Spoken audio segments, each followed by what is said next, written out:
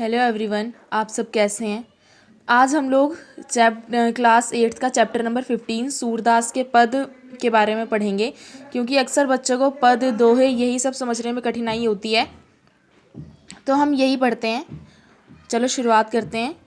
मैया कबही बढ़ेगी चोटी, कितनी बार मोही दूध पियत भई यह अजहूँ है छोटी। इस दोहे में जो श्री कृष्ण हैं वो अपनी माता यशोदा से शिकायत कर रहे हैं कि मैया कब ही बढ़ेगी चोटी, कि मतलब मेरी जो चोटी है ये कब बढ़ेगी। कितनी बार मोही दूध पियत भई यह अजहू है छोटी। तुम मुझे ये कहकर कितनी बार दूध पिला देती हो कि चोटी बढ़ जाएगी, लेकिन फिर भी ये जो चोटी है ये अब तक छोटी ही है, ये बढ़ी नहीं है। तू जो कहती बल की बेनी ज्यों है लांबी मोटी।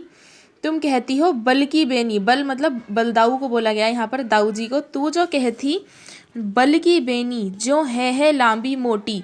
तुम कहती हो कि मेरी जो चोटी है वो बल की बेनी मतलब बलदाऊ की चोटी की तरह लंबी और मोटी हो जाएगी। काढ़त गुहत नहवावत जय है नागिन सी भुई लोटी। तुम इसी यही कह के मेरे बालों को बार बार काढ़ती हो, गुहती हो और नहलाती हो। जय नागिन सी भुई लोटी, और ये कहती हो कि ये नागिन की तरह हो जाएगी, मतलब बहुत लंबी हो जाएगी।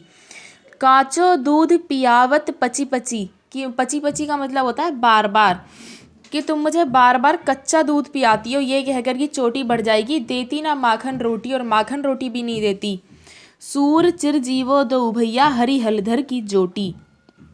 सूरदास कहते हैं कि दोनों भैया चिरंजीवी हो। चिरंजीवी मतलब तुम्हारी आयु लंबी हो। हरि हलधर की जोटी, हरि तो मतलब कृष्ण और हलधर मतलब बलदाऊ।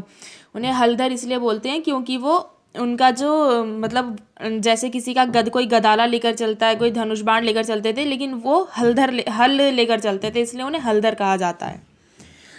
दूसरा है, अब यहाँ पर एक गोपी यशोदा मैया से श्री कृष्ण की शिकायत करती है कि तेरो लाल मेरो माखन खायो, तेरे लाल ने मेरा माखन खाया है। दोपहर दिवस जानी घर सूनो, ढूंढी ढंडोरी आप ही आयो। दोपहर दिवस मतलब दोपहर के समय उसने जाना कि घर सूना है, ढूंढी ढंडोरी आप ही आयो, तो ढूंढ ढांड कर खुद आया। खोली किवारी पैठी मंदिर में, दूध दही सब सखनी खवायो। खोली किवारी, किवार खोलकर, बैठी मंदिर में बैठकर, दूध दही सब सखनी खवायो, मेरे घर में आकर दूध दही अपने सखाओं को खिलाया। ऊखल चढ़ी सीके को लीन्हो, अनभावत भुई में ढरकायो। ऊखल पर चढ़कर उन्होंने उसे उतार लिया, और अनभावत मतलब जो नहीं भाया, भुई में ढरकायो वो जमीन पर गिरा दिया। दिन प्रति हानि होती गौरस की।